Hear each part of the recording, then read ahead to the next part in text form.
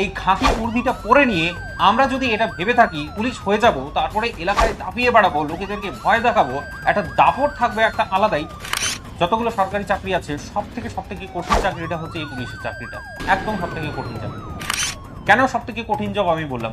তুমি সমাজে যতগুলো ক্রিমিনাল আছে তাদেরকে তুমি হ্যান্ডেল করছো, যে দেখো যে এই সমস্ত কাজগুলো তোমাকে করতে হবে, তুমি কি আরো এত এত কাজ সামলাতে পারবে? That is the case.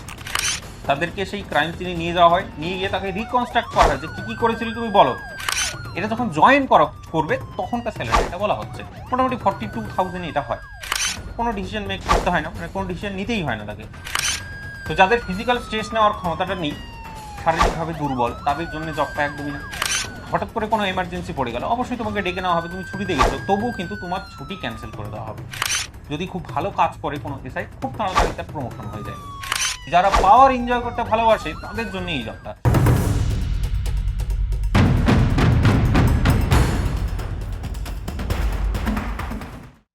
রাস্তায় ট্রাফিক কন্ট্রোল থেকে শুরু করে ভিআইপিদের ম্যানেজমেন্ট, রাইট সিচুয়েশন কন্ট্রোল, এলাকায় নজরদারি রাখা থেকে শুরু করে থানার ম্যানেজমেন্ট পর্যন্ত সমস্ত কিছু আমাদের যে চারপাশে ল অ্যান্ড অর্ডার সিচুয়েশনটা মেনটেন করে শুধু আর শুধুমাত্র সে হলো পুলিশ। তো পুলিশের যে চাকরিটা, এটা ভীষণই পাওয়ারফুল একটা জব। কিন্তু সমস্যাটা হলো এই পুলিশের চাকরিটা কোনো জোক নয়, একদমই জোক নয়। কেন বলছি? এই খাকি উর্দিটা পরে নিয়ে আমরা যদি এটা ভেবে থাকি যে পুলিশ হয়ে যাব, তারপরে এলাকায় দাপিয়ে বেড়াবো, লোকেদেরকে ভয় দেখাবো, আমার একটা দারুণ ব্যাপার স্যাপার থাকবে, একটা দাপট থাকবে একটা আলাদাই, তাহলে তুমি ভুল ভাবছো। আজকে ড্রিম বাংলা সিরিজে তুমি জানতে পারবে পুলিশ জব সম্পর্কে, মূলত পুলিশ এসআই এবং পুলিশের যে কনস্টেবল পরীক্ষাগুলো হয়, তারপরে পুলিশ হওয়ার পর তারা কি সমস্ত জিনিস ফেস করে, তাদেরকে কি কাজ করতে হয়, কতটা রিস্ক ম্যানেজমেন্ট করতে হয়, কতটা ডিফিকাল্টি ফেস করতে হয়, কতটা প্রেশার তাদেরকে ফেস করতে হয়, সমস্ত কিছু আলোচনা করতে চলেছি আজকের এই ড্রিম বাংলা সিরিজে। তো welcome everyone, welcome to dream Bangla series. আজকে হচ্ছে এপিসোড 1। আমরা জানতে চলেছি ডাব্লিউবি পুলিশ জব সম্পর্কে। তার মানে আমাদের যে ডাব্লিউবি পুলিশ একটা পরীক্ষা হয়, সেখানে এসআইআর কনস্টেবলের পরীক্ষাটা হয়, আরেকটা হয় কলকাতা পুলিশের এসআইআর কনস্টেবলের পরীক্ষা। সমস্ত কিছু ডিটেলস আলাপ আলোচনা করতে চলেছি আজকে। তো ভিডিওর কন্টেন্টে কি থাকছে সেটা আরো একবার তোমাকে বলে দিই। সেটা হচ্ছে যে পুলিশ জবের কাজটা কি সেটা খুব ভালো করে বলবো, হ্যাঁ, একদম পুঙ্খানুপুঙ্খভাবে চুলচেরা বিশ্লেষণ করব, এইটুকুটা বলে দিচ্ছি। ভিডিওটা একদমই ছোট হবে না, পারলে তুমি 2x এ চালিয়ে নাও, কোনো অসুবিধা নেই। তারপরে আমি আলোচনা করতে চলেছি যে পুলিশের যে এক্সাম গুলো হয় সেটা প্রক্রিয়াটা কি ধরনের তোমাকে সিলেবাস তোমাকে পড়তে হয়, সমস্ত কিছুটা বলবো। এবং শেষে অবশ্যই পুলিশ জবের পজিটিভিটি এবং নেগেটিভিটি সম্পর্কে আমি আলাপ আলোচনা করতে চলেছি এই ভিডিওটায়। চলো তাহলে উইদাউট এনি ওয়েস্টিং টাইম আমরা ভিডিওটাকে শুরু করি। চলো, তো প্রথমে আমি যে জব সম্পর্কে আলোচনা করব সেটা হচ্ছে যে কনস্টেবলের যে জবটা আছে। দেখো, কনস্টেবলের জব কলকাতা পুলিশ বলো বা ওয়েস্ট বেঙ্গল পুলিশ বলো, সেই প্রসেসটা সেই একই, সিলেবাস সে একই। তাদেরকে কি কাজ করতে হয়, মানে বেসিক্যালি দুটো এক্সাম এই কারণে নেওয়া হয় যে কলকাতা পুলিশের যে কাজটা থাকে সেটা শুধুমাত্র কলকাতার মধ্যে, কলকাতা সিটির তোমার হচ্ছে সেটাকে রক্ষণাবেক্ষণ করার জন্যই তাদেরকে নিয়োগটা করা হয়। সেই কারণে তাদের একটু এলিজিবিলিটিটা একটু আলাদা লাগে। আর এইদিকে হচ্ছে ওয়েস্ট বেঙ্গলের জন্য যদি ভাবো, মানে কলকাতা বাদে বাকি পুরো ওয়েস্ট বেঙ্গলের জন্য এই ওয়েস্ট বেঙ্গল পুলিশ জবটা কিন্তু নেওয়া হয়। ঠিক আছে কিনা?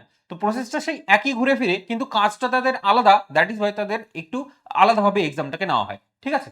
তো দেখার চেষ্টা করো, প্রথমে আমরা আগে কনস্টেবল জব সম্পর্কে একটু দেখে নিই যে তাদের কি কাজ করতে হয়, কি ধরনের কাজ তারা ফেস করে যখন তারা কনস্টেবল হয়ে যায়। প্রথম কথা হচ্ছে যে ওয়েস্ট বেঙ্গল পুলিশ তোমার বললাম, একটা হয় ওয়েস্ট বেঙ্গল পুলিশ কনস্টেবল, আর একটা হয় কলকাতা পুলিশ কনস্টেবল। এই দুটো পোস্ট হলো পুলিশ সিস্টেমের একদম গ্রাউন্ড ফোর্স, এইটুকুটা বলে দিচ্ছে এখানে, একদম গ্রাউন্ড ফোর্স। ঠিক আছে? কেন? তুমি বুঝতে পারবে। এদের যে কাজগুলো আছে সেই কাজগুলো তুমি এক এক করে দেখার চেষ্টা করো।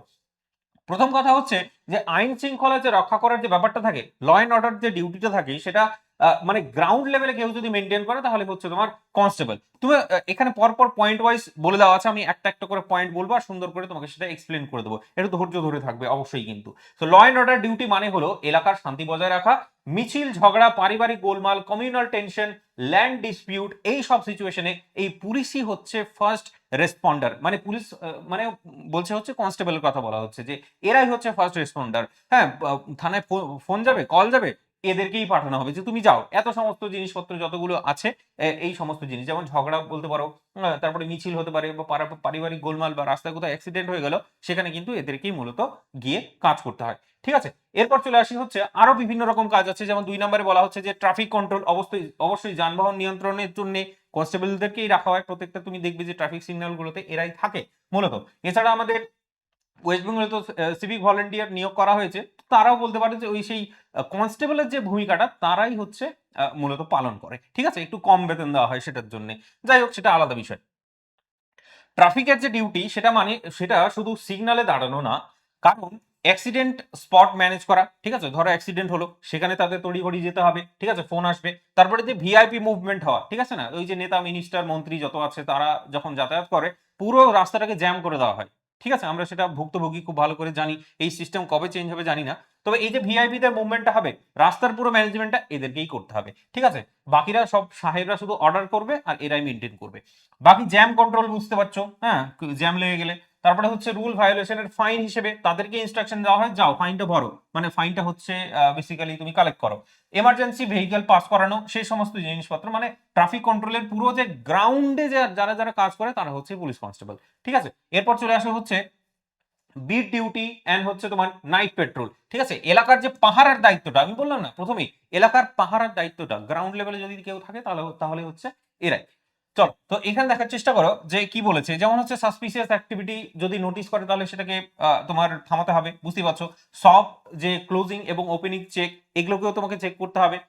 তারপরে হচ্ছে মানে এলাকার যত দোকান থাকে সবগুলোকে মোটামুটি চেক করতে হবে যে কোনগুলো দোকান খোলা থাকে না থাকে, সেখানে সাসপিসিয়াস অ্যাক্টিভিটি চলছে নাকি চলছে না, সমস্ত খবর কিন্তু তাদের পুলিশের কাছে কিন্তু থাকে, এইটুকুটা জেনে রাখো। ঠিক আছে, আহ, তারপরে হচ্ছে নাইট পেট্রোলে তুমি বুঝতে পারছো বা বার্গলারি প্রিভেনশন। ঠিক আছে, ওই ঘুষপেটিয়া ঢুকে যায়, ঠিক আছে, তো চোর হতে পারে, তো তাদের প্রিভেনশনের জন্য হচ্ছে তাদেরকে নাইট পেট্রোল করতে হয়। ঠিক আছে, তারপর হচ্ছে ইনফরমাল নেটওয়ার্ক মেনটেন করা। তো পাবলিক সেফটির যে ব্যাকবোন সেটা হচ্ছে এরা, কারণ গ্রাউন্ড লেভেলে এরা গিয়ে কাজ করে, মূলত কনস্টেবলরাই কাজ করে। ঠিক আছে, এরপর চলে আসি হচ্ছে নেক্সট আর কি কি কাজ আছে একটু দেখে নাও। যেমন ক্রাউড কন্ট্রোল বা ভিড় নিয়ন্ত্রণ করা, সেটা কিন্তু এদেরই কাজ হয়। যেমন দেখার চেষ্টা করো, আমরা দেখেই থাকি ফেস্টিভ্যাল হতে পারে, র্যালি হতে পারে, ফুটবল ম্যাচ হতে পারে, পলিটিক্যাল মিটিং হতে পারে, দুর্গাপূজা, দেখতে পাচ্ছ না, ইলেকশন র্যালি, সমস্ত জায়গায় কারা থাকে? পুলিশই তো মেনটেন করে সমস্ত কিছু। তো গ্রাউন্ডে এই কনস্টেবলরাই হচ্ছে তোমার কাজ করে। ব্যারিকেড সেটআপ থেকে শুরু করে স্ট্যাম্পেড প্রিভেনশন। তো স্ট্যাম্পেড ব্যাপারটা বুঝতে পারছো তো? স্ট্যাম্পেড হচ্ছে তোমার ওই যে যখন ভিড়, অতিরিক্ত ভিড় হয়ে যায় তখন সেটাকে কন্ট্রোল করতে গেলে তোমার স্ট্যাম্পেড প্রিভেনশন করতে হয়, বুঝতেই পারছো, নইলে লোক মারা যাবে চেপে। তারপরে হচ্ছে রাইট সিচুয়েশন হ্যান্ডেল করা, হ্যাঁ, যদি রাইট সিচুয়েশন তৈরি হয়ে যায় তখন লাঠিচার্জ করার ব্যাপারে, tear gas readiness, tear gas ছোড়ার ব্যাপারে এরাই হচ্ছে থাকে। তারপরে হচ্ছে ওমেন অ্যান্ড চাইল্ড সেফটি, সেটাও কিন্তু এনশিওর করে এই তোমার হচ্ছে ক্রাউড কন্ট্রোল বা ভিড় নিয়ন্ত্রণের জন্য এই পুলিশেরা, মানে কনস্টেবলদের কথাই বলছি। ইলেকশনের ডিউটি, সেটা নিয়ে কোনো কথাই হবে না। মাঝে মাঝে হচ্ছে ওয়েস্ট বেঙ্গল পুলিশ নিয়ে যখন ইলেকশন করা হয় তখন কিন্তু প্রত্যেকটা বুথে বুথে এদেরকে রাখা হয়। তো বুথ সিকিউরিটিটাকে পুরোপুরি মেনটেন করা, কোনো রকমের যেন ইলিগাল অ্যাক্টিভিটি না হয়। ঠিক আছে, ইভিএম তোমার হচ্ছে ট্রান্সপোর্ট গার্ড হিসেবেও কাজ করা যেতে পারে, কারণ ইভিএম এর মাধ্যমে যখন ভোট হয়, ইভিএম এদিক থেকে ওইদিকে নিয়ে যেতে হয়, তখন সেটাকে গার্ড হিসেবে নিয়ে যেতে হয়। তোমার ভোট অ্যাটাক হয়ে গেলে সেটা আবার আলাদা বিষয়। যাই হোক, তো ক্যান্ডিডেটের মুভমেন্ট সিকিউর করা, মানে যারা যারা ক্যান্ডিডেট লড়ে, ঠিক আছে, তাদেরকে, তারা যদি সিকিউরিটি চায় যে আমার জানি হচ্ছে থ্রেট আছে, তো ডেফিনেটলি তাদেরকে হচ্ছে সিকিউরিটি দিতে হবে। ইলিগাল অ্যাক্টিভিটি প্রিভেন্ট করা, ভোটার সেফটি এনশিওর করা, কাউন্টিং সেন্টার প্রোটেকশন, মানে ভোটে যখন কাউন্টিং গুলো হয় সেখানেও গিয়ে প্রোটেকশনটা দিতে হয়। এখন বিষয়টা হচ্ছে তোমার মনে প্রশ্ন আসতে পারে যে এতগুলো কাজ কি করে সম্ভব একটা পুলিশের পক্ষে?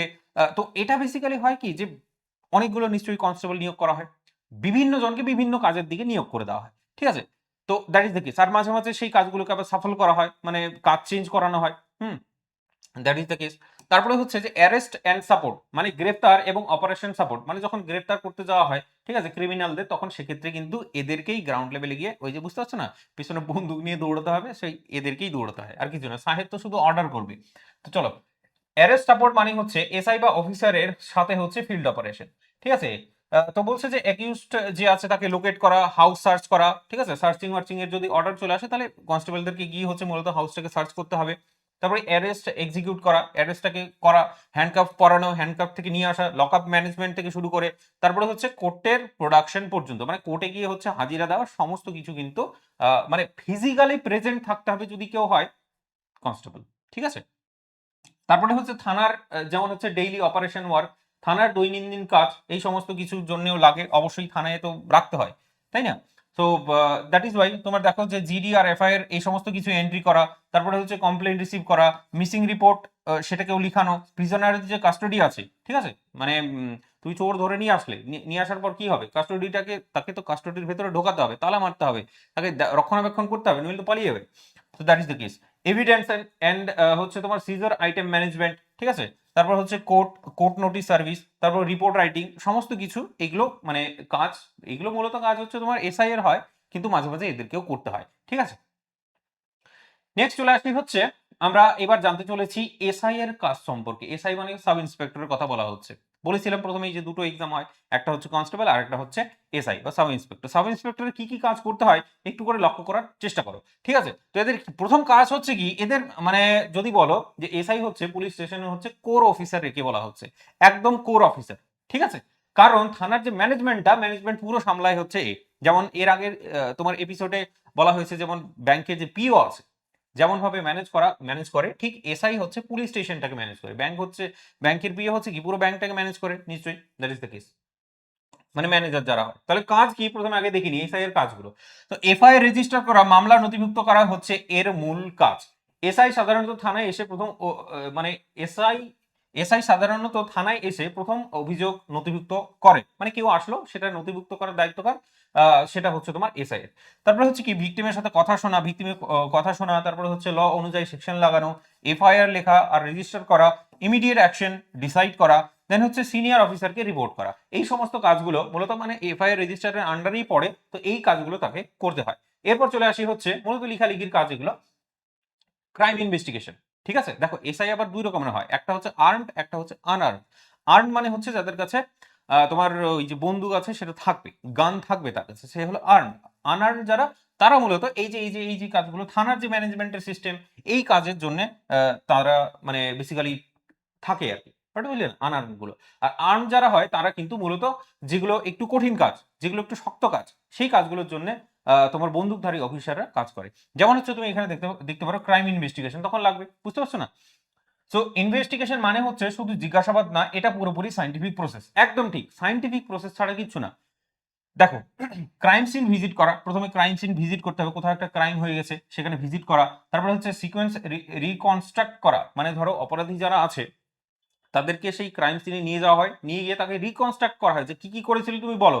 সেখানে আবার তোমাকে ধরতে হবে যে সে কথার মধ্যে তার অসঙ্গতি আছে কি আছে না, ঠিক আছে, যদি অসঙ্গতি থাকে তখন আবার ইনভেস্টিগেট করতে হবে ওকে, যে আবার ঠিক করে বলো। তো এই সমস্ত জিনিসপত্রগুলো আবার রিকনস্ট্রাক্ট করা হয়, মানে ক্রাইম সিনটাকে আবার নতুন করে তৈরি করা হয়, মানে যে অপরাধী থাকে সে বলে যে এটা এটা করেছিল আমি, দ্যাট ইজ দ্য কেস। এরপর চলে আসে হচ্ছে যে সাসপেক্টের যে শর্ট লিস্ট করা, মানে বুঝতে পারছো না, লিস্ট তৈরি করা যে কে কে সাসপেক্ট আছে ক্রাইমের ক্ষেত্রে, সবকিছু কিন্তু ম্যানেজ করে। তুমি বুঝতে পারছো কত বড় দায়িত্ব, মানে ও শুধু নামটা, তোমার নামটা লিখবে তুমি ফেসে যাবে, দ্যাট ইজ দ্য কেস। তো এতটা পাওয়ারফুল জব এটা। দেন হচ্ছে উইটনেস আইডেন্টিফাই করা, মানে উইটনেস কারা কারা ছিল তাদেরকে চেনা, ঠিক আছে, বা তাদেরকে নোট করা। তারপর হচ্ছে মোটিভ ট্রেস করা, সমস্ত কিছু কিন্তু এই ক্রাইম ইনভেস্টিগেশনের মধ্যে এত সমস্ত জিনিসপত্র কাজ করে। আরো ভালোভাবে জিনিসগুলো এক্সপ্লেন করা যায়, কিন্তু বুঝতে পারছো অনেকগুলো আছে, আমি মোটামুটি করে বলছি। দেখো এভিডেন্স কালেকশন বা প্রমাণ সংগ্রহ করা, এভিডেন্স কালেকশন মানে বুঝতে পারছো তো, এই যে ব্লাড, ওয়েপন, তারপর ফিঙ্গারপ্রিন্ট, এই সমস্ত কিছু কালেক্ট করে সেগুলোকে ধরো ফরেনসিক ল্যাবে পাঠানো হচ্ছে, হ্যাঁ, টেস্ট করার জন্য। তো সেক্ষেত্রে সেই কাজগুলো তাদেরকেই করতে হয়, হ্যাঁ, ম্যানেজমেন্টের সিস্টেমটা পুরোটা তাকে সামলাতে হয়। চেন অফ কাস্টডি মেনটেন করা, তারপর হচ্ছে এভিডেন্স লিস্ট প্রিপেয়ার করা, সমস্ত কিছু এভিডেন্স কালেকশনের আন্ডারে পড়ে, মানে এই সমস্ত কাজগুলো তাকে করতে হয়। তারপরে চলে আসে 4 নম্বরে, বলছে যে অ্যাকিউজড ইন্টারোগেশন বা জিজ্ঞাসাবাদ করা। জিজ্ঞাসাবাদ করা মানে একিউজ যে আছে তাকে তো জিজ্ঞাসাবাদ করতে হবে, তুমি ক্রাইমটা করেছো, কেন করেছো, কি জন্য করেছো, সমস্ত কিছু তার কাছ থেকে ডিটেলস নিতে হবে, তারপরে আবার কোর্টেই সেটা পরিবেশন করতে হবে। তো দ্যাট ইজ দ্য কেস। তো ইন্টারোগেশন মানে মারধর নয়, এটা হচ্ছে তোমার সাইকোলজি, এই কারণে বলা হচ্ছে কারণ মারধর কিন্তু করা যাবে না, ঠিক আছে, মারধর একদমই করা যাবে না, নইলে নিজে ফেঁসে যাবে। তো এসআই খুব চাপের একটা চাকরি, আবার মারধর না করলে আবার হয় না, মাঝে মাঝে মারধরও করতে হবে আবার তখন, কিন্তু তোমার ফাঁসাও চলবে না। So very very very very critical job হলো এসআই, ঠিক আছে। সেটা বলবো, আরো ভালো করে বলবো। দেখো, অ্যাকিউজড এর স্টেটমেন্ট নেওয়া, কন্ট্রাডিকশন ধরানো, ঠিক আছে, তারপর হচ্ছে নেটওয়ার্ক বের করা, রিকভারি করানো, কনফেশন রেকর্ড করা, সমস্ত কিছু আমাদের এখানে অ্যাকিউজড ইন্টারোগেশনের আন্ডারে পড়ছে, মানে এত সমস্ত কিছু কাজ তাকে করতে হবে। এরপর চলে আসে হচ্ছে টিম লিডারশিপ। টিম লিডারশিপ মানে কেমন তুমি বুঝতে পারবে, কারণ এসআই নিজের অধীনে কনস্টেবল, হোমগার্ড, সিভিক ভলেন্টিয়ার এই সমস্ত টিম চালায়। মানে এসআই যদি একজন থাকে, তার সারাউন্ডিংসে একটা টিম থাকবে, সেখানে হচ্ছে কারা কারা থাকবে, সেখানে থাকবে কনস্টেবল, তারপরে হোমগার্ড থাকবে, সিভিক ভলেন্টিয়ার থাকবে, এদেরকে টিম হিসেবে সে চালায়। মানে ম্যানেজারকে, বুঝতে পেরে গেছো, এসআই নিজেই। তো ডিউটি ডিস্ট্রিবিউশন করা, কে কি কাজ করবে সেটা তোমাকে ডিস্ট্রিবিউট করে দিতে হবে থানায় বসে বসে। তারপরে হচ্ছে নাইট পেট্রোলের প্ল্যানটা, সেটাকে এক্সিকিউট করা, ঠিক আছে, যে কোথায় যাওয়া হবে আজকে, কি করা হবে, কোন দিক রাস্তায় রাস্তায় আমরা ঘুরবো, সবকিছু মেনটেন করা, অপারেশন ব্রিফ করা। তারপরে হচ্ছে জুনিয়রদের ডিসিপ্লিন মেনটেন, এমার্জেন্সিতে কুইক ডিসিশন, সে সমস্ত কিছু নেওয়া। মানে কুইক ডিসিশন তোমাকে নিতে হবে, কতটা ফাস্ট ফরওয়ার্ড তোমাকে হতে হবে, আশা করছি বুঝতে পারছো। তো এটা ক্রিটিক্যাল জব অবশ্যই। এসআই মানে হচ্ছে স্মার্ট ইউনিট কমান্ডার, ঠিক আছে, sorry, small unit commander. Small unit commander মানে বুঝতে পারছো, একটা ছোট ইউনিট আছে, হ্যাঁ, তোমার কনস্টেবলদেরকে নিয়ে, তাদের কমান্ডার হচ্ছে সেই এসআই। তারপর কোর্ট কেস, এটাও কিন্তু ভেরি ভেরি ভেরি ভেরি একটা দারুণ জায়গা, সেটা তোমার জানা উচিত, যে আদালতের যে কাজগুলো থাকে সেগুলোও কিন্তু তাকেই মেনটেন করতে হয়। অপরাধীকে ধরলো, আদালতে পেশ করতে হবে, তার যে অপরাধগুলো সেগুলো তো পরিবেশে মানে দিতে হবে সেই এভিডেন্স গুলো। সমস্ত কিছু কাজ তুমি দেখো, কেস ডায়েরি লেখা থেকে শুরু করে, চার্জশিট গুলো প্রিপেয়ার করা থেকে শুরু করে, তারপরে হচ্ছে কোর্টের হাজিরা, উইটনেস কোঅর্ডিনেট, হ্যাঁ, দেন হচ্ছে পাবলিক প্রসিকিউটরের সাথে হচ্ছে ডিসকাশন। পাবলিক প্রসিকিউটর মানে ওই যে তোমার উকিলদের কথা বলা হচ্ছে। তারপরে হচ্ছে সামন অ্যান্ড ওয়ারেন্ট হচ্ছে এক্সিকিউট করা, সমস্ত কিছু থানা আর কোর্ট দুটো এসআই হ্যান্ডেল করে, এই কারণে বলা হচ্ছে। আবার কোর্টে গিয়ে ছোট থেকে ছোট সমস্যা বা ছোট থেকে ছোট প্রবলেমে কিন্তু করা যাবে না, ঠিক আছে, তুমি ভুল করা যাবে না, এক কথায় বলতে চাইছি যেটা, ভুল করা যাবে না, নইলে নিজে আবার ফেসে যাবে। তো কোর্ট আবার পুলিশদেরকে অনেক পছন্দ করে না, ঠিক আছে, পুলিশ এমনিতেই বদনাম, বুঝতেই পারছো। তো এত এত কাজ যদি করতে হয়, তাহলে অবশ্যই কোনো একটা মানুষ এত সমস্ত কাজ একাই হ্যান্ডেল করা অনেকটা বেশি ডিফিকাল্ট। তারপর আবার নিয়োগ করা হয় না, তার মানে চাপ বেশি, ঠিক আছে, সেটা তো আছেই, সেটা একটা নেগেটিভিটির মধ্যে পড়ে। চলো সেটা পরেই বলবো নিলে। যতটা পুলিশ দরকার ততটা পুলিশ থাকে না। তো ল অ্যান্ড অর্ডার, এই যে প্ল্যানিংটা আছে, আইন শৃঙ্খলার যে পরিকল্পনাটা আছে, মানে এলাকার যে আইন শৃঙ্খলাটা রক্ষা করা হবে, সেটারও প্ল্যানিংটা করতে হবে নিশ্চয়ই, তাকেই করতে হবে। তো এই কাজগুলো তাকে করতে হবে, যেমন festival, election, riot prone area, এগুলো হচ্ছে এসআই লেভেলে প্ল্যান হয়, ঠিক আছে। মানে এসআই বেসিক্যালি এই সমস্ত জিনিসগুলোকে প্ল্যান করে, যেমন কি প্ল্যানগুলো সেন্সিটিভ এরিয়া ম্যাপিং, কোনগুলো সেন্সিটিভ এরিয়া, হ্যাঁ, কোনগুলোতে ক্রাইম বেশি হয়, কোনগুলোতে কম হয়, সেগুলোকে ম্যাপিং করা প্রপার। তারপর হচ্ছে ফোর্স ডিপ্লয় করা, কোথায় কোথায় ফোর্স লাগবে, কোথায় লাগবে না, চেকপোস্ট গুলোকে প্ল্যান করা, ঠিক আছে, এক ডিস্ট্রিক্ট থেকে আরেক ডিস্ট্রিক্টেও যদি যাও, তবুও কিন্তু দেখবে যে সেখানে চেকপোস্ট থাকে, ঠিক আছে, সেই চেকপোস্ট গুলোকে মেনটেন করা, প্রিভেন্টিভ অ্যারেস্ট, তারপর হচ্ছে সেকশন ইম্পোজ করা, তারপর হচ্ছে ক্রাউড কন্ট্রোল স্ট্র্যাটেজি। এটা লিডারশিপ আর হচ্ছে কি গ্রাউন্ড ইন্টেলিজেন্স জব, একদম বলে দিচ্ছে। মানে প্রত্যেকটা স্টেপে তোমাকে বলা হচ্ছে, তুমি যদি এই কাজে নিযুক্ত থাকো, তাহলে তোমাকে বলে দিচ্ছে যে তোমার কাজটা হচ্ছে তোমার দিস ওয়ান। এই কাজে যদি নিযুক্ত থাকো, তাহলে তোমাকে বুঝতে পারছো তো, যে থানা আর কোর্ট দুটোকেই হ্যান্ডেল করতে হবে। তো অবশ্যই বিভিন্ন জনের বিভিন্ন কাজ দেওয়া থাকে, মানে ডিস্ট্রিবিউট করা থাকে, কিন্তু আবার এটাও ঠিক যে ওই কাজগুলোর মধ্যেও আবার তোমাকে চেঞ্জ করা হবে, এসআই চেঞ্জ করা হয়, যে আজকে এটা কাজ তো কালকে সেটা কাজ, এই কাজগুলো ডিস্ট্রিবিউট করা হয় রীতিমতো। তারপর রেড আর অপারেশন তো বুঝতেই পারছো, রেড করা মানে ধরো ইলিগাল কিছু ধরা পড়েছে, সেটাকে রেড করা, অথবা কেউ পালিয়ে গেছে, ভিন রাজ্যে পালিয়ে গেছে, সেখানে তাকে ধরে নিয়ে আসা, এই সমস্ত কিছু প্ল্যানিং কিন্তু এই এসআই দের করতে হয়, ঠিক আছে। তো রেড মানে হচ্ছে তোমার কি control risk, information variety verify, information verify করা, team information, warrant preparation, entry strategy, arrest and seizure, তারপরে হচ্ছে মিডিয়া অ্যান্ড লিগাল রিপোর্টিং, ঠিক আছে, মানে মিডিয়াকেও তোমাকে জবাব দিতে হবে, দ্যাট ইজ দ্য কেস, ঠিক আছে। তো এসআই কি বলছে, সেই কারণে ground level operation leader, ground লেভেলের যে অপারেশন গুলো যত হয়, সেগুলো লিডার হচ্ছে তোমার এসআই। আশা করছি বোঝাতে পেরেছি।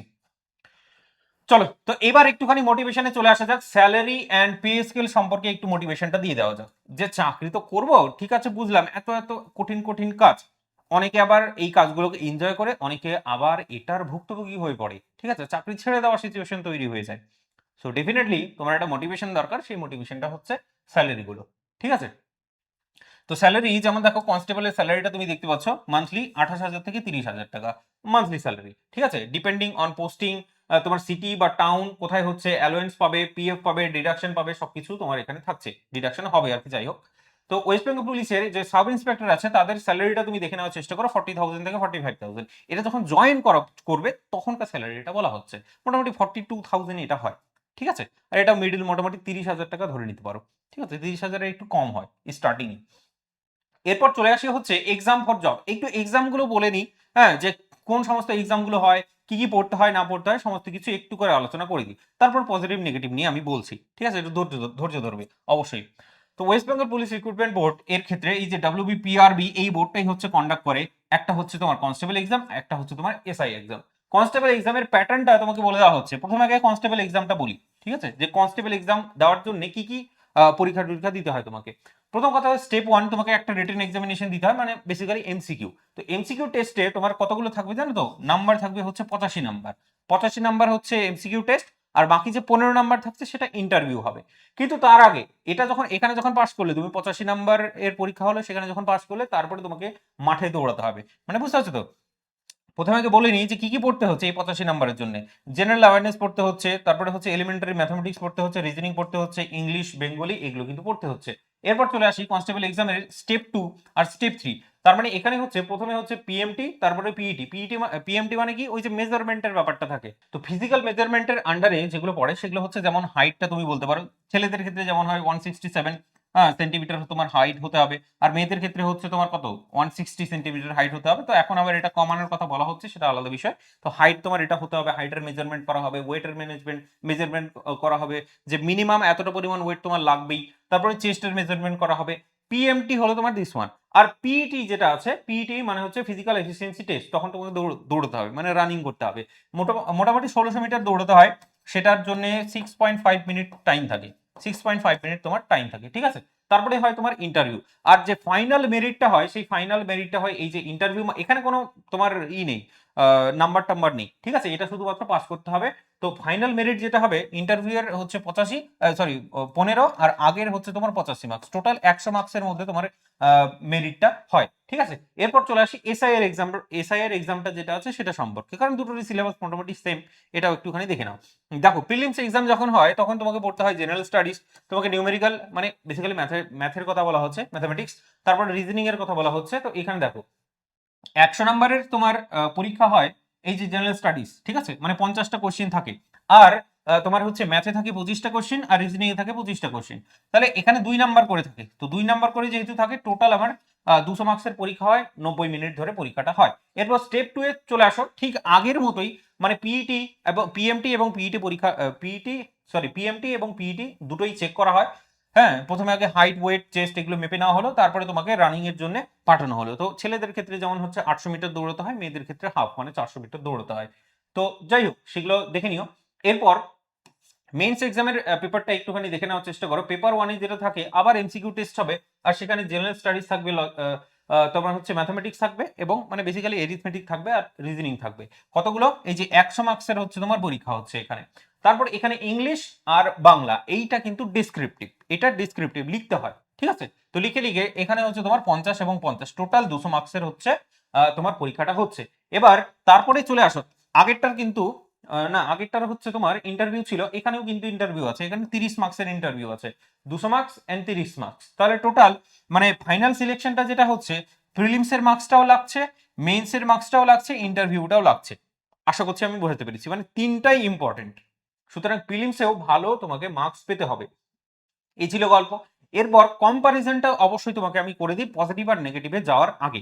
কম্পারিজনটা একটু দেখে নেওয়ার চেষ্টা করো, যে এখানে পজিশন, যেমন প্রথমটা হচ্ছে তোমার কনস্টেবলটার বলেছি, তারপরে হচ্ছে এসআইটা বলেছি। তাহলে পজিশন, এটা কেমন পজিশনের জব? বলছে যে এটা এন্ট্রি লেভেল জব।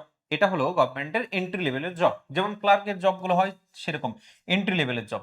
এটা হলো অফিসার লেভেলের জব, বুঝতেই পারছো অনেকটা পাওয়ারফুল জব এটা। তারপরে হচ্ছে নেচার অফ ডিউটি, এটা হচ্ছে তোমার মূলত ফিল্ড ডিউটি। আর এটা যদি বলো তাহলে ফিল্ড প্লাস অফিস, মানে ফিল্ডেও যেতে হবে, অফিসেও যেতে হবে। এটা শুধু ফিল্ডের ডিউটি, ঠিক আছে।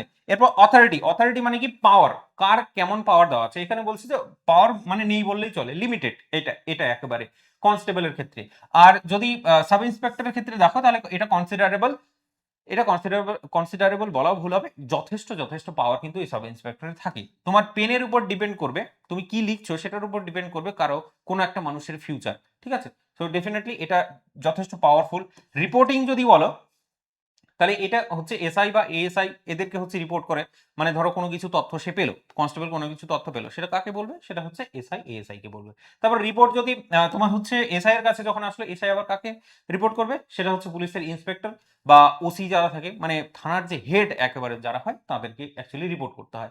তারপর চলে আসে হচ্ছে পাবলিকের ইন্টারাকশন, একদম রুটিন বেসিসে, মানে প্রতিদিনই তোমার হচ্ছে পাবলিক ডিলিংটাই হচ্ছে তোমার এই যে কনস্টেবল জবটা, এটাও পাবলিক ডিলিং, কিন্তু অবশ্যই সেখানে ক্রিটিক্যাল এবং অফিসিয়াল দুটোই ইম্পর্টেন্ট। ঠিক আছে, মানে দুটোই করতে হবে, পাবলিক ডিলিংও করতে হবে প্লাস হচ্ছে অফিসিয়াল, মানে ওই যে বললাম যে কোর্ট কেস, তো কোর্টে গিয়েও তোমাকে সমস্ত কিছু পেপার ওয়ার্ক প্রপার রেডি করতে হবে। তারপর পেপার ওয়ার্ক সম্পর্কে বলছে যে একে বিশেষ কিছু হ্যান্ডেল করতে হয় না পেপার ওয়ার্ক। হ্যাঁ, তারপরে এখানে হচ্ছে হেভি, একদম হেভি, ব্যাপক হেভি বলে দিয়েছে ব্যাপারটা, বুঝলে না? এফআইআর করতে হবে, কেস ডায়েরি তৈরি করতে হবে, রিপোর্ট তৈরি করতে হবে, অনেক চাপ থাকে, অনেক চাপ, তুমি ভাবতে পারবে না। Decision and power very very limited.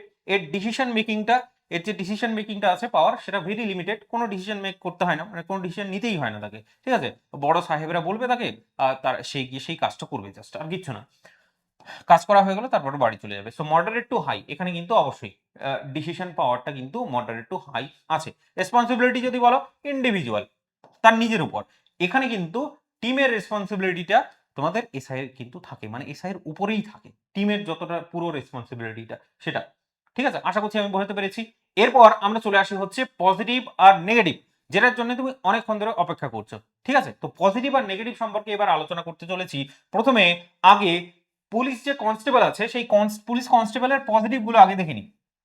ঠিক আছে, পজিটিভ দেখার পর তারপর নেগেটিভ বলবো। সো ভালো দিক কি কি আছে এক এক করে দেখো। দেখো প্রথমত কি বলেছে, কনস্টেবল জব মানে হলো স্ট্রং গভর্নমেন্ট সিকিউরিটি। ঠিক আছে, একবার চাকরি পেলে stable income, pension, NPS, medical সুবিধা একদম একদম নিশ্চিত। অবশ্যই কনস্টেবলের চাকরি কিন্তু তেমন বিশেষ যায় না, ঠিক আছে, কিন্তু এসআই এ যায়, অবশ্যই সেটা দেখবো আমরা। দ্বিতীয়ত, এটা একটা অ্যাক্টিভ ফিল্ড জব, তাহলে ফিল্ড জব যাদের পছন্দ, ওই 9 to 5 ও বসে বসে হচ্ছে ডেস্ক জব যাদের পছন্দ না, তাদের জন্য কিন্তু বেশ ভালো একটা চাকরি। এটা দিনভর বসে থাকার চাকরি না, এটা petrol duty, movement, physical active থাকতে যারা ভালোবাসে তাদের জন্য কিন্তু একদম আইডিয়াল। তৃতীয়ত দেখো, বলছে লোকাল পোস্টিং পাওয়ার চান্স কিন্তু কম্পারেটিভলি বেশি। অবশ্যই যেহেতু জবটা হচ্ছে এন্ট্রি লেভেলের জব, সেই কারণে তোমার পোস্টিংটা লোকাল লেভেলই হবে, মানে তোমার আশেপাশের থানাগুলোতেই হতে পারে বা আশেপাশেই তোমার হবে। ঠিক আছে, তো লোকাল পোস্টিং হতে পারে। চতুর্থ যদি বলি, যে কনস্টেবল থেকে এএসআই তে যাওয়ার একটা ইন্টারনাল রুট আছে। ঠিক আছে, মানে মানে তোমার হচ্ছে যে এসআই এএসআই এরা যারা হয়, এরা তো অবশ্যই হায়ার লেভেলের পোস্ট, সেটা যাওয়ার জন্য কিন্তু ইন্টারনাল অনেক পথ আছে। ঠিক আছে, এরপর চলে আসি হচ্ছে নেগেটিভ সম্পর্কে, মানে খারাপ দিকগুলো। এর খারাপ দিকগুলো বা কি হতে পারে? ঠিক আছে, এটা তো একটা রিল্যাক্সিং জব, অবশ্যই আমি আমার কাজটা করে দিলাম, তারপরে আমার আর কোনো ডিউটি নেই, আমার আর কোনো চাপ নেই, এরকম একটা জব। কিন্তু তার মাঝেও কিছু কিছু খারাপ দিক আছে, মানে বিভিন্ন জনের কাছে এটা বিভিন্ন খারাপ দিক হতে পারে। যেমন যারা ফিজিক্যালি, মানে এই যে দেখো ফিজিক্যাল স্ট্রেস খুব বেশি, ফিজিক্যালি যারা খুব বেশি অ্যাক্টিভ না, যদিও 1600 মিটার দৌড়ানোটা খুব একটা মানে সহজ ব্যাপার নয়, তারাই দৌড়াতে পারে যাদের মধ্যে ফিজিক্যাল সেই স্ট্যামিনাটা থাকে। তো যাদের ফিজিক্যাল স্ট্রেস নেওয়ার ক্ষমতাটা নেই, শারীরিকভাবে দুর্বল, তাদের জন্য জবটা একদমই না। বুঝতে পারছো তো? প্রথমত এটা বললো লং স্ট্যান্ডিং ডিউটি, বুঝতে পারছো তো? Long standing duty, night patrol, heat rain হচ্ছে ফেস্টিভ্যাল, সব কন্ডিশনে তোমাকে কিন্তু কাজ করতে হবে। বুঝতে পারছো? তারপরে হচ্ছে দ্বিতীয়ত, আর সবগুলো টেস্ট করে নেওয়া হয় যখন তোমার ট্রেনিংটা হয়, ট্রেনিং এ গিয়ে কিন্তু মারাত্মক লেভেলের কিন্তু প্রেশার দেওয়া হয়। এইটুকুটা বলে দিচ্ছি। তো দ্বিতীয়ত, স্যালারি হচ্ছে লিমিটেড, ডেফিনেটলি 30,000 টাকা আজকের দিনে কিন্তু অনেকটাই কম স্যালারি, বুঝতেই পারছো ইনফ্লেশনের পরিমাণটা। এরপর স্টার্টিং ইনকাম মডারেট, আর হচ্ছে গ্রোথ হচ্ছে তোমার স্লো। কিন্তু ভয় পাওয়ার দরকার নেই, আমাদের পে কমিশন চেঞ্জ হচ্ছে, সুতরাং তখন কিন্তু একদম ডবল হয়ে যাবে, মিনিমাম 50,000 টাকা হয়ে যাবে বেতন কিছুদিন পরেই, 1 বছর পরেই। তৃতীয়ত, পাওয়ার হচ্ছে তোমার লিমিটেড, ডিসিশন মেকিং অথরিটি একদম কম। ঠিক আছে, তুমি ডিসিশন নিতে পারছো না, তুমি চাইছো যে এটা করা হোক, কিন্তু তুমি ডিসিশন কোনো কিছু নিতে পারবে না, কারণ তোমার কোনো ডিসিশন মেকিং অথরিটি থাকবে না, তোমার পাওয়ারই নেই। ঠিক আছে, সো অর্ডার বেসড হচ্ছে ওয়ার্ক বেশি, কেউ অর্ডার দিল, বড় সাহেবেরা অর্ডার দিল, তোমাকে গিয়ে সেখানে করতে হবে। চতুর্থ চলে আসে হচ্ছে কি, এমার্জেন্সি ডিউটি হচ্ছে তোমার নর্মাল, ছুটি cancel, certain call up, family time disturb কিন্তু হতে পারে। বুঝতে পারছো তো? তো হঠাৎ করে কোনো এমার্জেন্সি পড়ে গেল, অবশ্যই তোমাকে ডেকে নেওয়া হবে, তুমি ছুটিতে গেছো, তবুও কিন্তু তোমার ছুটি ক্যান্সেল করে দেওয়া হবে, তখন তোমাকে আসতেই হবে, সেখানে কাজ করতেই হবে। তো এটা একটা নর্মাল ব্যাপার, বলছে না, এটা একটা নর্মাল ব্যাপার। এরপর চলে আসি নেক্সট, পঞ্চম, মানে রিস্ক ফ্যাক্টর যেটা আছে, সবসময় তোমার রায়ট, অ্যাক্সিডেন্ট, অ্যারেস্ট ডিউটি, হ্যাঁ, এই সমস্ত কিছু তোমার রিস্ক ফ্যাক্টর অবশ্যই থাকবেই থাকবে। তুমি একটা রায়ট থামাতে যাচ্ছ, ঠিক আছে, কোথাও হচ্ছে মারপিট লেগেছে, তো সেখানে থামাতে গেলে বা অ্যাক্সিডেন্ট যখন হয় সেক্ষেত্রেও গিয়ে কিন্তু বা অ্যারেস্ট ডিউটির সময় কিন্তু তোমার জানের ঝুঁকি অবশ্যই অবশ্যই কিন্তু থাকবে এই কনস্টেবল জবের ক্ষেত্রে। তো এগুলো হচ্ছে তোমার মোটামুটি নেগেটিভ, আমি তোমাকে বললাম। আর এরপর আমরা যেটা শুনবো সেটা হচ্ছে যে এসআই। এসআই সম্পর্কে মানে এসআই এর যে পজিটিভ দিকগুলো আছে সেগুলো কিন্তু আমরা এবার দেখার চেষ্টা করি। এসআই জব মানে পুলিশ সিস্টেমের কোর লিডারশিপ লেভেল।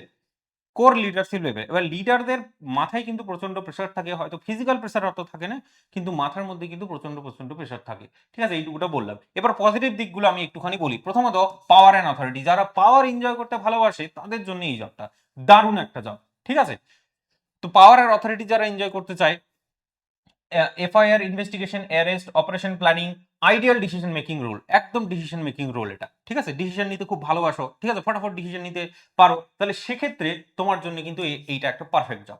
দ্বিতীয়ত স্যালারি অ্যান্ড স্ট্যাটাস হচ্ছে ভালো, যথেষ্ট ভালো। ঠিক আছে, এরপর হচ্ছে কি কনস্টেবলের তুলনায় ইনকাম অনেক বেশি, আর প্রমোশনের স্কেপটা অবশ্যই, এই যে প্রমোশন কথাটা আছে এটাও কিন্তু বেশ ভালো। যদি খুব ভালো কাজ করে কোনো এসআই, খুব তাড়াতাড়ি তার প্রমোশন হয়ে যায়। ঠিক আছে, তোমার হচ্ছে ডিএসপি পর্যন্ত চলে যায়। দ্বিতীয়ত ডিএসপি হয় কারা বলতো, ওই যে ডাব্লিউবিসিএস পরীক্ষা দেয় যারা, গ্রুপ বি অফিসার, তারা। ডাইনামিক ওয়ার্ক প্রোফাইল, এটা একদম যে একটাই মানে বাধা ধরা কোনো কাজ করতে হবে, তোকে বিভিন্ন রকম কাজ তাকে করতে হবে, তো অবশ্যই সেটা একটা dynamic work profile. Investigation, court, field operation, law and order, একদমই এটা একঘেয়েমি জব নয় যে একটাই কাজ করে যাচ্ছ সারাদিন ধরে, একদমই না। তো যারা এই সমস্ত জিনিস ভালোবাসো, অবশ্যই অবশ্যই এটা একটা ডাইনামিক ওয়ার্ক প্রোফাইল, তুমি এটাকে ভাবতে পারো। নেক্সট চতুর্থত দেখো যে লিডারশিপ এক্সপোজার, হচ্ছে টিম কমান্ড, হ্যাঁ, তারপর হচ্ছে situation handling, public dealing, personality grow করে। ঠিক আছে, অবশ্যই পার্সোনালিটি গ্রো করে যখনই তুমি একটা লিডার হিসেবে কথাবার্তা বলবে, লিডার হিসেবে মেনটেন করবে সমস্ত কিছু, অবশ্যই তোমার পার্সোনালিটি ডেভেলপ করবে। 5 নম্বরে বলছে যে ফিউচার গ্রোথ, এসআই থেকে ইন্সপেক্টর হয়, তারপর ডিএসপি রুট পর্যন্ত কিন্তু অবশ্যই থাকে। ঠিক আছে, ডিএসপি পর্যন্ত যাওয়া যায় ইনক্রিমেন্ট হতে হতে। এরপর চলে আসে হচ্ছে নেগেটিভ দিক।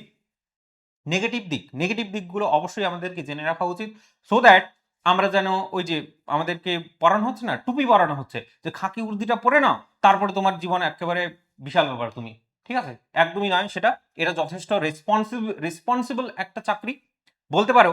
আমাদের সমাজের যতগুলো সরকারি চাকরি আছে সব থেকে কঠিন চাকরিটা হচ্ছে এই পুলিশের চাকরিটা, একদম সব থেকে কঠিন চাকরি। ঠিক আছে, তাহলে দেখে নেওয়ার চেষ্টা করো। এসআই জব হচ্ছে তোমার গ্ল্যামারাস না, এটা হচ্ছে হেভি রেসপন্সিবিলিটি, সেই কারণেই বলা হয়েছে যে হেভি রেসপন্সিবিলিটি এটা আছে এই জবে। প্রথমত তুমি দেখো যে মেন্টাল প্রেশারটা খুবই বেশি, মেন্টাল প্রেশার তোমার খুবই বেশি, কারণ কাজগুলোই সেই কারণে আমি প্রথমে দেখিয়েছিলাম তোমাকে যে দেখো যে এই সমস্ত কাজগুলো তোমাকে করতে হবে, তুমি কি আদৌ এত এত কাজ সামলাতে পারবে? That is the case.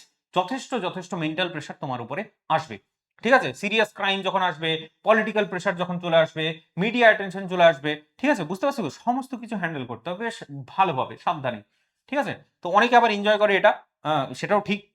আবার অনেকের জন্য কিন্তু এটা মাথা ব্যথার কারণ হয়ে দাঁড়ায়। ঠিক আছে, দ্বিতীয়ত ওয়ার্ক লাইফ ব্যালেন্স, এটা কিন্তু অবশ্যই উইক, কারণ এদের মানে যে ওয়ার্কের টাইমিংটা থাকে সেটা কিন্তু কোনো ঠিক থাকে না, কখনো দিনের বেলায় ডিউটি, কখনো বিকেলে ডিউটি, কখনো হয়তো নাইট ডিউটি, কোনো ঠিক নেই, যখন ইচ্ছে তখন তোমাকে ডিউটি দিতে দিতে পারে।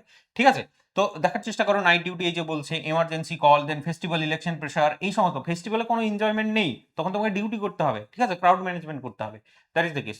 তৃতীয়ত, তারপর হচ্ছে রিস্ক ফ্যাক্টর, হাই রিস্ক অবশ্যই থাকে, কারণ ক্রিমিনালদের হ্যান্ডেল করছো। কেন সব থেকে কঠিন জব আমি বললাম, তুমি সমাজে যতগুলো ক্রিমিনাল আছো তাদেরকে তুমি হ্যান্ডেল করছো, ব্যাপারটা বুঝতে পারছো তো? তারা তো চাইবে, তারা পালিয়ে যেতে চাইবে, তাদেরকে হ্যান্ডেল করতে হবে। So this is criminal handling একটা জব। সো অবশ্যই অবশ্যই দারুণ একটা চাপের জব। ঠিক আছে, এমনি নয়। রেড, তারপরে হচ্ছে রাইট ডিউটি হয়, হ্যাঁ, ফিজিক্যাল ডেঞ্জার অবশ্যই অবশ্যই কিন্তু থাকে। চতুর্থ চলে আসো হচ্ছে যে ফ্রিকোয়েন্ট ট্রান্সফার হয়, অবশ্যই ফ্রিকোয়েন্ট ট্রান্সফার হয়। ট্রান্সফার হওয়ার কারণটাই হলো এটা, এক জায়গায় যদি বসে যায় 2-3 বছর বসে গেলে সেখানে করাপশন শুরু হয়ে যায়। দ্যাট ইজ ওয়াই এই কাজটা করা হয় যে ফ্রিকোয়েন্ট ট্রান্সফার, মানে ট্রান্সফার করে দেওয়া হয়। ডিস্ট্রিক্ট টু ডিস্ট্রিক্ট হতে পারে, তারপর সেন্সিটিভ এরিয়া থেকে, সেন্সিটিভ এরিয়া হচ্ছে পোস্টিং পড়ে গেল, দারুণ একটা খতরনাক এরিয়া, সেখানে গিয়ে পোস্টিং দিয়ে দিল তোমাকে, জঙ্গলমহলে পোস্টিং দিয়ে দিল, সেক্ষেত্রে একটু প্রবলেমেটিক হয়ে যাবে। পঞ্চমত মেন্টাল মিস্টেকের কস্ট খুবই হাই, অবশ্যই লিগাল কেস, ডিপার্টমেন্টাল ইনকোয়ারি, দেন হচ্ছে তোমার সাসপেনশন রিস্ক, এগুলো কিন্তু থাকে। ছোট্ট থেকে ছোট্ট ভুল একদমই করা যাবে না, একদম ডিপার্টমেন্টাল ইনকোয়ারি বসে যাবে তোমার উপর। ঠিক আছে, তারপরে তোমার কি অবস্থা হবে? সাসপেন্ড করে দেওয়া হলো। লিগাল কেস, বুঝতে পারছো, কোর্ট কেস হ্যান্ডেল করছো তুমি, কোর্টে মানে পুলিশদেরকে দেখতেই পারো না তুমি বলতে পারো। ঠিক আছে, একদম সাসপিসিয়াস নজরে দেখে, একদম দারুণ দারুণ ভাবে বদনাম এরা। সো ডেফিনেটলি তার মাঝেও পজিটিভ ওয়েতে কাজ করতে হয়, পজিটিভ ওয়েতে করে রীতিমতো কাজ, সেই কারণেই সমাজটা আমাদের বেঁচে আছে। অবশ্যই এটার জন্য ধন্যবাদ জানানো উচিত পুলিশ সিস্টেমকে আমাদের। ঠিক আছে? সে খামিয়া আছে, হ্যাঁ, পজিটিভ নেগেটিভ অবশ্যই আছে, বাট এরাই মেনটেন করছে যা মেনটেন করার। ঠিক আছে? এই ছিল গল্প। ফাইনাল কনক্লুশন যদি তোমাকে আমি বলি শেষ অবধি, তাহলে সেটা হচ্ছে যে পুলিশ জবটা একদমই গ্ল্যামারাস জব না। পুলিশ জব মানে হচ্ছে তোমার রেসপন্সিবিলিটি। একদম এই কথাটা মাথার মধ্যে ঢুকিয়ে নেবে। আমি যদি পুলিশের চাকরি পাই তাহলে সেটা হচ্ছে আমার রেসপন্সিবিলিটি। আমার রেসপন্সিবিলিটি কি? এলাকার বলতে পারো শহরের হতে পারে, গ্রামের হতে পারে, যে কোনো জায়গা হতে পারে, সেখানকার রেসপন্সিবিলিটি মানে মেনটেন করা, পিস মেনটেন করা বলতে পারো। কনস্টেবল লেভেলে যদি বলো, কনস্টেবল লেভেলে হচ্ছে প্রেশার হচ্ছে তোমার ব্যাপক হারে ফিজিক্যাল প্রেশার এখানে থাকে। ঠিক আছে? চোরের পেছনে তোমাকে দৌড়াতে হবে কনস্টেবল হলে। এসআই এর লেভেল যদি বলো তাহলে এটা হচ্ছে ফিজিক্যালও প্রেশার, মেন্টালও প্রেশার, আবার লিগাল প্রেশার। লিগাল মানে বুঝতে পারছো তো? কোর্টের গল্পটা বলছি। লিগাল প্রেশার মানে তিনখানা প্রেশার তোমার থাকছে। এই জব তাদের জন্য, এই জবটা হচ্ছে তাদের জন্য যারা হচ্ছে ইউনিফর্ম নয়, ডিউটি চুজ করতে চায়। ঠিক আছে? শুধুমাত্র ওই যে ইউনিফর্ম পরানোর স্বপ্নটা যে দেখানো হচ্ছে সেটা একেবারে ফলস। আসল স্বপ্ন হচ্ছে এগুলো, এই যে ডিউটিটা। ঠিক আছে? যারা এই ডিউটিটাকে চুজ করতে চাইছো, এই পাওয়ারটাকে এনজয় করতে চাইছো, পুলিশের চাকরিটাকে এনজয় করতে চাইছো, পুলিশের চাকরির যে ডাইনামিক প্রোফাইলটা, চারিদিকে তুমি ছুটে ছুটে কাজ করতে পারবে, এইটা হচ্ছে আসল ডিম। ড্রিম বাংলা সিরিজের এটাই উদ্দেশ্য, তোমাকে অথেন্টিক তোমার ওভারঅল জব প্রোফাইলটাকে বলা, কি কি কাজ করতে হবে, কি কি কাজ করতে হবে না, তোমার স্যালারি কত থাকবে, পজিটিভ নেগেটিভ সমস্ত কিছু তোমার সামনে তুলে ধরা। সো দ্যাট আজকে তো আমাদের 4খানা এপিসোড হয়ে গেল। সো দ্যাট তুমি এটা ডিটারমাইন করতে পারবে যে তোমার জন্য কোন জবটা পারফেক্ট, তুমি কোন ধরনের মানুষ, সেই হিসেবে তুমি সেই জবটার প্রিপারেশনটা শুরু করো। ঠিক আছে? না, এতে কি হয়, সমস্যাটা একটাই হয় যে তুমি রিয়ালাইজ করবে কিন্তু সেটা 2 বছর পরে গিয়ে করবে। ব্যাপারটা বুঝতে পারছো তো? তো সেই কারণে এডি বাংলা সিরিজ আমাদের তৈরি করা হচ্ছে। ভিডিওগুলো কেমন লাগছে সেটা অবশ্যই তুমি শেষে জানাবে আমাকে। কমেন্ট পড়ার জন্য আমি আগ্রহে আছি। আর দেখা হচ্ছে তাহলে নেক্সট ভিডিওটায়। নেক্সট এপিসোড 5 আমাদের আসতে চলেছে। আর পরবর্তী এপিসোডগুলো তুমি কোন সমস্ত চাকরিগুলো সম্পর্কে জানতে চাও সেটা কিন্তু অবশ্যই আমাকে জানাবে। ঠিক আছে? চলো দেখা হচ্ছে নেক্সট ভিডিওটায়। আজকের গল্পটা এই পর্যন্তই থাক। চলো, বাই।